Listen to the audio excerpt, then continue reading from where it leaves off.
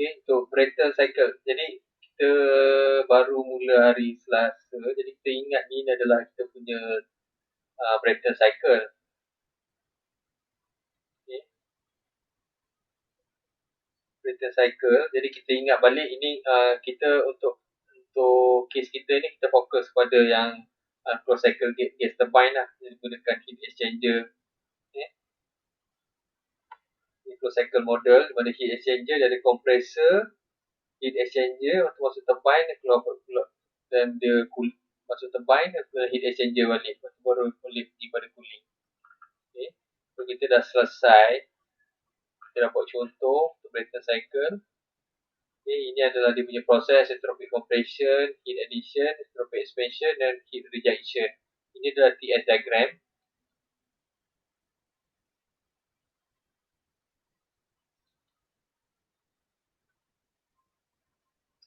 Ini adalah TS diagram, dia adalah PV diagram. Okay. So prosesnya adalah untuk ideal cycle. Dan kita dah pergi, kita dah tengok macam mana kita nak kira dia punya heat transfer, yang mana Q in H3 tolak H2 atau sama dengan CP T3 tolak T2. Jadi apa yang saya masukkan, okay, apa yang saya masukkan berkenaan dengan cara pengiraan ni akan menggunakan suhu ini saja beza dia.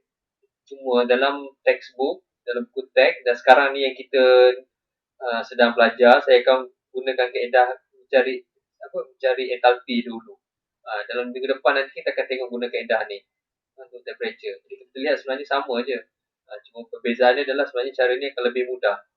Lebih mudah. Sebab digunakan nilai suhu, DCP ni kita dah cancel. Kalau ini kita banyak paksa refer table banyak. Okay, itu adalah Q in H3 tolak H2. Jadi ni H3 tolak H2, Q out adalah H4 minus H1. Ini adalah tempat heat exchanger. Kat sini adalah untuk compressor. Kat sini yang keluar ni adalah untuk work of turbine. Kemudian kita kena cari apa dipanggil sebagai suhu. Maknanya daripada T1. Selalunya soalan akan bagi pada T1. Lepas tu kita cari T2. Mencari kita cari T2. Jadi kita guna persamaan ni lah. T2 over T1 equals to O2 over 1 K minus 1 over K. Jadi relation ni menggunakan isentropic compression. So ini typical lah untuk isentropic compression. Ini sama juga, sama dengan T3 over T4. Samaan ni sama dengan T3 over T4. So ratio dia adalah sama. Ini. Okay. Akhirnya kita perlu kira dia punya thermal efficiency. Mana 1 of minus Q out over Q in. Jadi kita boleh nilai CP T4 minus T1, CP T3 minus T2. Adanya T3 T2 ni adalah Q in. T4 to T1 ni, T1 ni adalah Q out.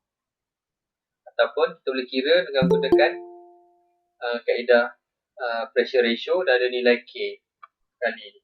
Ini adalah macam cara kita kira thermal efficiency. Ini telah selesai. Dan kita actual gas turbine pun saya dah tunjukkan apa yang dipanggil sebagai isentropic efficiency, iaitu kita ambil kira pressure drop. Jadi ini yang tegaknya adalah ideal. Yang sengit ni, yang putus-putus ni adalah actual. Jadi bila actual ni dia akan berlaku, kita lihat dia punya suhu akan meningkat. Jadi untuk turbine, untuk compressor. So untuk compressor, apa berlaku adalah kita perlukan lebih melakukan kerja baru kita dapat kira dia punya. Yang untuk turbine pula, kerja yang dilakukan adalah semakin berkurang bila kita ambil kira dia punya pressure drop ni. Jadi seterusnya saya sambung. Sekejap, saya tengok ada yang tak boleh masuk. Kalau ada orang terlepas lah. Okay. Tadi dia tak boleh masuk. Saya memang guna saya panggil sebagai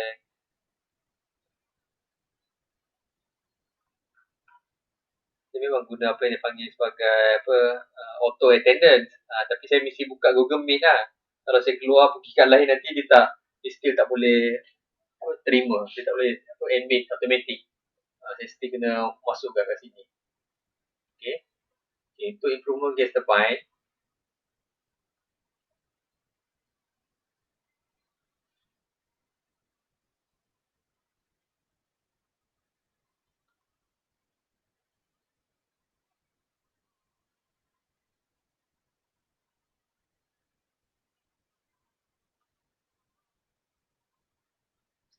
early gas turbines dia sebenarnya dia limited, gunaan dia terhad.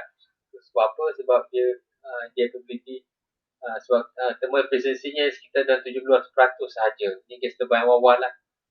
1940 hingga 1940 ni sekitar awal Perang Dunia Kedua. Okay? Di mana dia orang banyak gunakan untuk kapal terbang, untuk kapal terbang lah yang main lah, the gas turbine.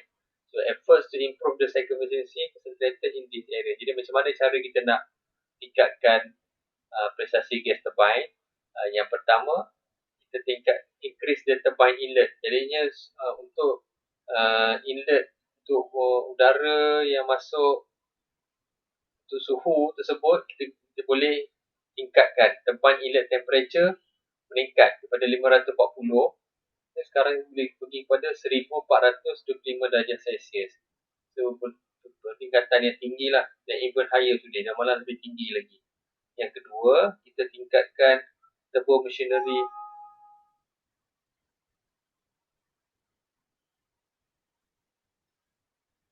Kedua, kita tingkatkan kecekapan turbo machinery components lah, turbine, compressor. Okay, so kita boleh tingkatkan performance prestasi gas turbine. Yang ketiga, kita tambah modification pada basic cycle, iaitu kita gunakan intercooling, regeneration or recuperation and reheating. Jadi ini yang kita nak belajar sekarang ni, iaitu tentang intercooling, regenerate dan reheating. Apa maksud dia? Modifications. Okay. So simple cycle, jadi bila kaedah simple cycle ni, bila kita guna kaedah modification ni, so kita boleh kita boleh tingkatkan dia punya kecekapan tu dengan kita kenalkan kaedah-kaedah yang disebutkan ni.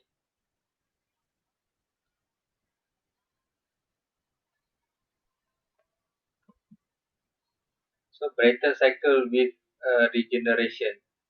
Okay. Jadi apa yang beza sekarang ni kita lihat. Okay.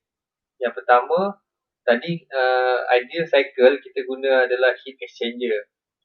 Kita guna heat exchanger. Lepas tu udara tu dia akan cycle pusing balik. Tapi kalau kita tengok dalam kes sebenar ni, bila dah masuk regeneration, regenerator, lepas tu nanti ada intercooling, intercooling. Okay. Ini semua yang ni intercooling and reheating. Intercooling, reheating. Okay.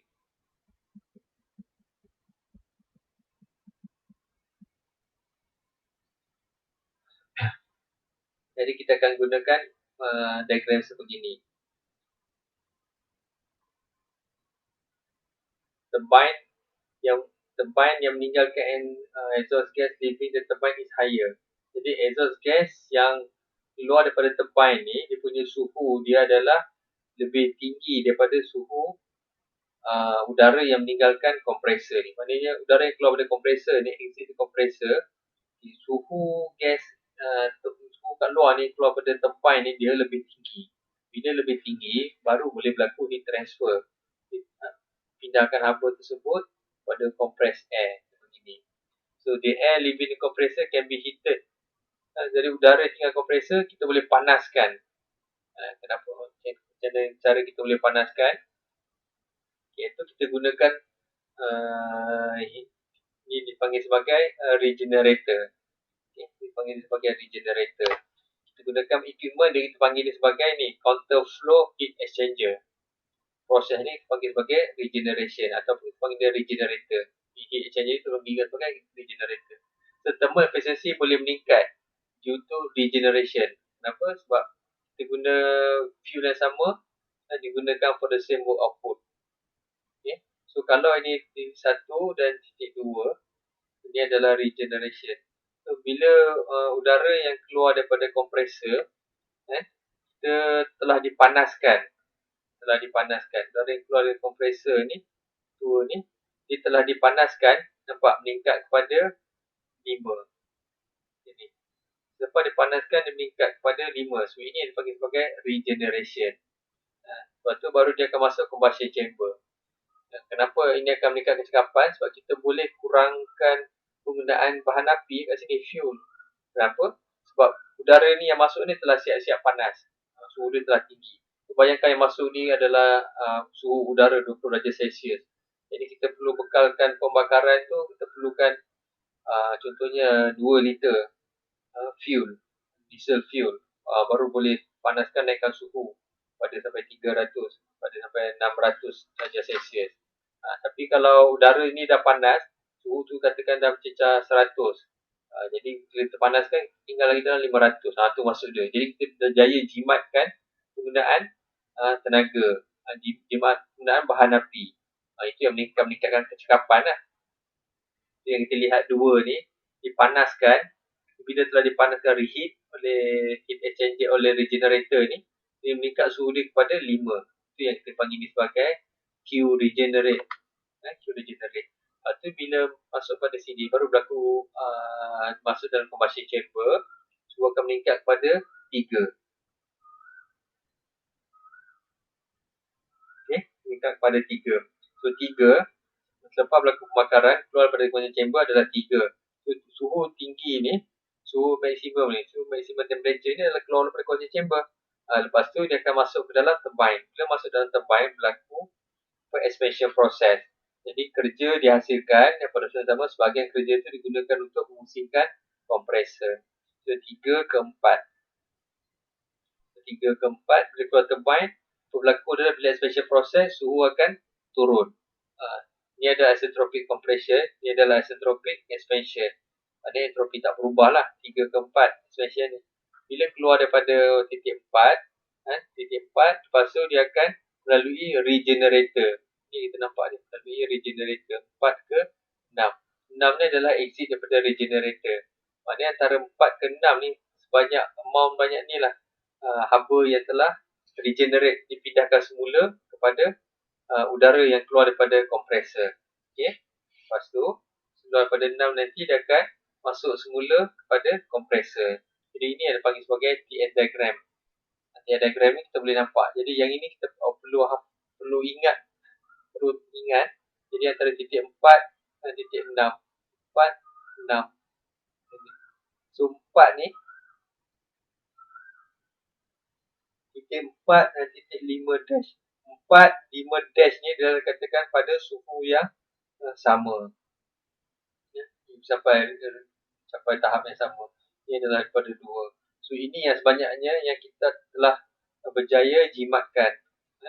Berjaya jimatkan 4 ke 5 dash ni. Sebab apa? Sebab kita assume 100% haba ni telah kita berjaya pindahkan. Itu yang cakap amount ni adalah Q save. Q save maknanya amount banyak ni, haba ni tadi kita tak perlu gunakan pembakaran dari combustion chamber. Sebenarnya kita dah recycle. So dari segi energy principle ni kita dah melibatkan penjimatan lah. Itu yang dipanggil sebagai Q save.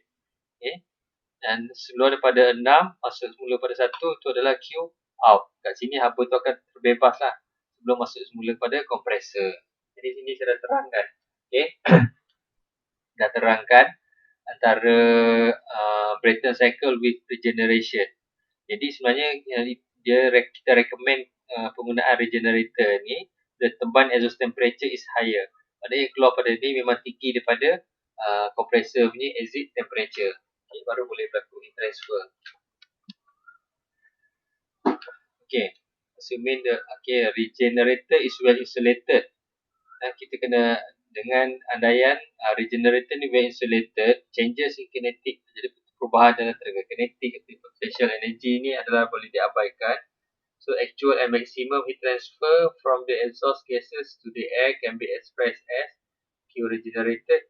Actual adalah H5 minus H2. Maknanya H5 minus H2 kalau keluar kat sini, H5 minus dengan H2. So kita akan dapat Q regenerated. Banyak ni lah haba yang kita telah regenerate, kita recycle balik. Okay.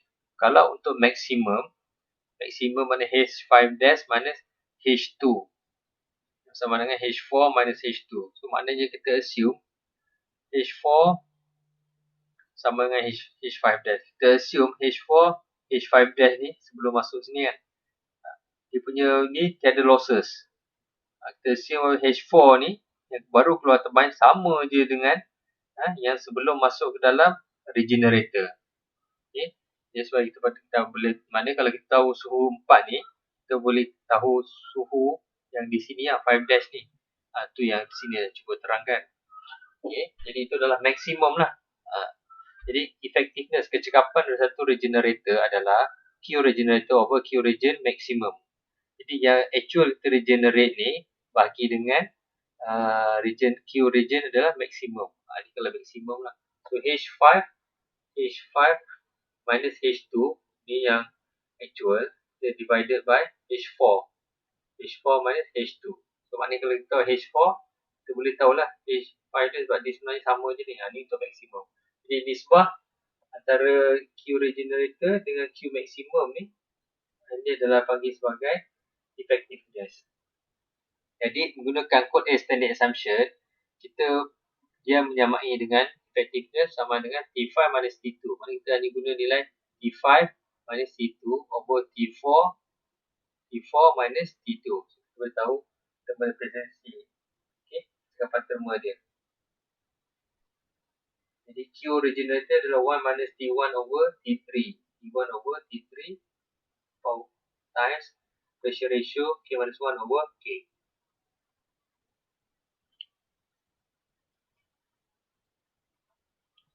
Okay, settle. Jadi ini contoh saya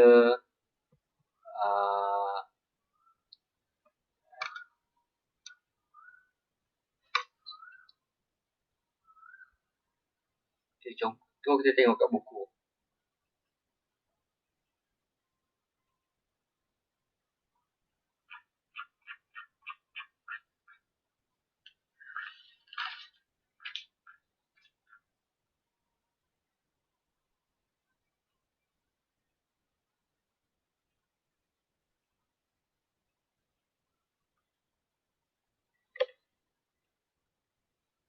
To determine the thermal efficiency of the gas turbine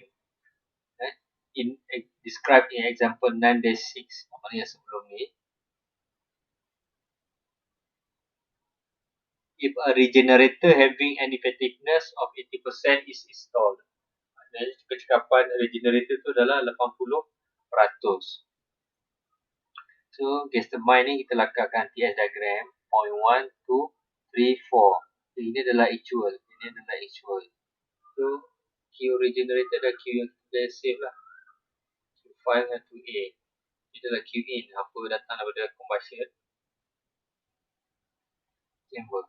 So determine thermal efficiency of the gas turbine. So effectiveness adalah H5 minus H2A. H5 minus H2A. Ini kenapa disengit macam ni? Ini adalah actual. Kalau ideal dia tegak sini kan. Ini adalah actual. H5 minus H2A over H4A minus H2A. Aku letak dekat sini. Sebab actual dia satu losses. So octopine yang kurang sama dengan 4A minus dengan H2A. Okay, itu panggil. Jadi nilai dibagi dalam 80% adalah 0.8 effectiveness. Jadi ini adalah berdasarkan soalan sebelum ni. Jadi H2A kita dah tahu, H2A tahu. Kita boleh cari nilai H5. Berapa nilai H5? H5 adalah 25.37. Oleh itu, kita nak kira Q in. Q in maknanya berapa haba yang dibekalkan. H3 tolak H5 lah. Yang ni je. Itu H3 ada nilai H4. Terus saya dapat 570.60 kJ per kg. Jadi, this represents saving. Jadi, kita boleh jimatkan sebanyak 220 kJ per kg daripada input requirement. Thermal efficiency adalah work of net 210.41. Kerja bersih bagi dengan Q in. Q in ni tadi kita dah kira berapa? H3 minus H5. Jadi jawapan adalah 0.369 sama dengan 36.9%. Okay.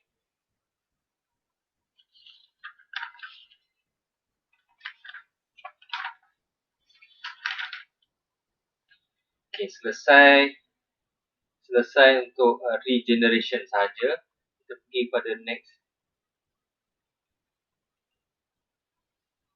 Faktor yang mempengaruhi thermal efficiency. faktor barometer kecekapan terma, kita boleh kecekapan terma Brayton cycle with generation depends on ratio of minimum to maximum temperature. Ada nisbah minimum to maximum yang dia punya pressure ratio dua ni. So regeneration is most effective at lower pressure ratio and small minimum to maximum temperature ratio. Jadi dia faktor mengaruhi ya. Okay. Pada lower pressure lebih rendah, and small maximum to minimum to maximum. The minimum to maximum temperature, okay, pressure small temperature ratio ni. So lagi rendah dia, regeneration tu akan lebih efektif lah.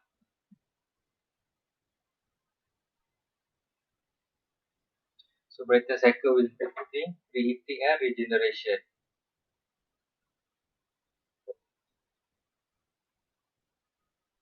The network output.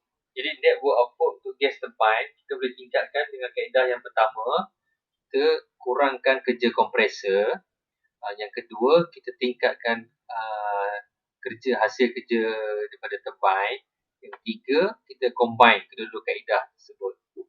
Okay. Jadi kompresor work input ni kita boleh kurangkan dengan kita buat kompresor tu secara compression process tu secara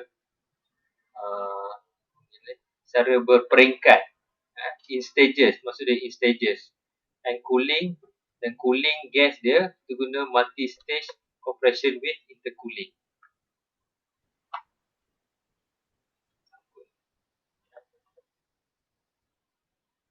So work output of turbine can be increased by expand the gas and reheat in between. Kita gunakan multi stage expansion. Dia menunjukkan comparison input to single stage dan two stage compressor. Mana kalau single stage dia tingkatkan, dia akan jadi banyak ni dia punya kerja. Tapi kalau kita buat multi stage kita dah jimatkan banyak ni buat save.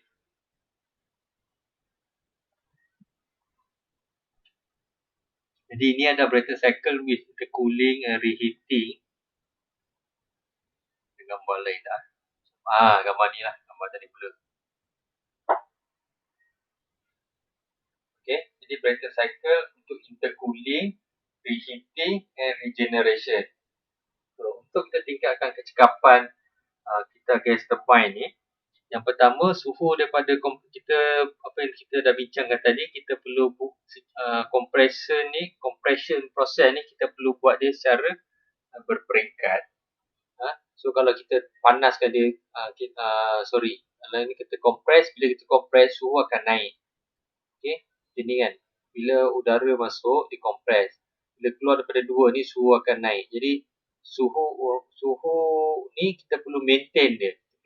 Jadi kita lalukan pada intercooler. Guna intercooler tu maknanya dia akan sejukkan lah.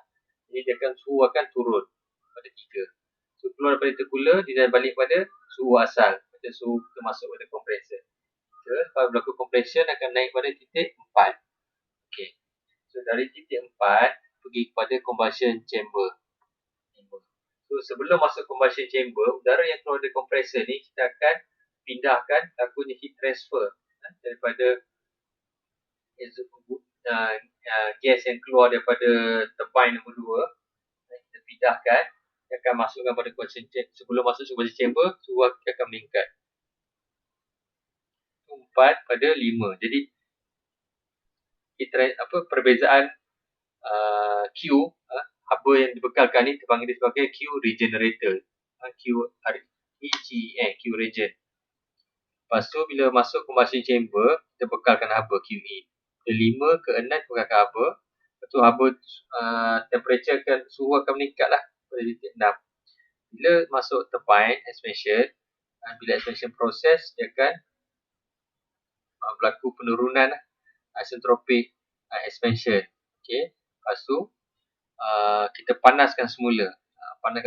Jadi kita dapatkan pada suhu yang asal dan kita lalukan sekali lagi proses expansion. Okay. Lepas tu keluar pada turbine dari titik 9. Jadi daripada 9 nanti 9 akan menghantar kepada regenerator. Okay, ini ada suhu. Suhu ni yang kita panggil sebagai Q regenerator. Kita Q save. Kita dah berjaya jimatkan apa sebab kita Q9 dengan Q10 ni, amount ni sebenarnya kita dah berjaya transfer sebagai Q originator atau Q save. So nombor 10 dengan nombor 1 dah Q out. Okay. So ini adalah gas turbine, ideal gas, two-stage gas turbine with intercooling, reheating and regeneration. So conditions for best performance, the work input, dia kerja untuk masuk two-stage compressor ni kita boleh minimumkan dia bila kita dapatkan pressure ratio dia equal, sama aja sepanjang bagi setiap stage lah. Jadi ini akan memaksimalkan turbine work output juga. Jadi untuk best performance, P2 over P1 equals to P4 over P3, P6 over P7 equals to P8 over P9. Jadi intercooling and reheating always decreases thermal efficiency. Jadi sebenarnya intercooling and reheating ni akan mengurangkan thermal efficiency unless kita accompanied by regeneration. Maksudnya regeneration kita pasang heat exchanger lah. Jadi dalam gas turbine power plant, intercooling reheating always use in conjunction with regeneration. Jadi biasanya dia akan guna serentak intercooling, reheating and regeneration.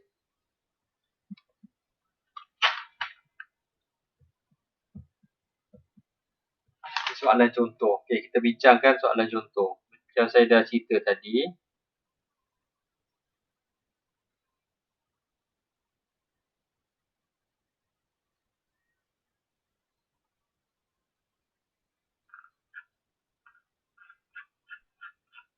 Saya habiskan untuk bincang soalan contoh. So sebelum bagi contoh ni, saya bagi rehat untuk 5 minit.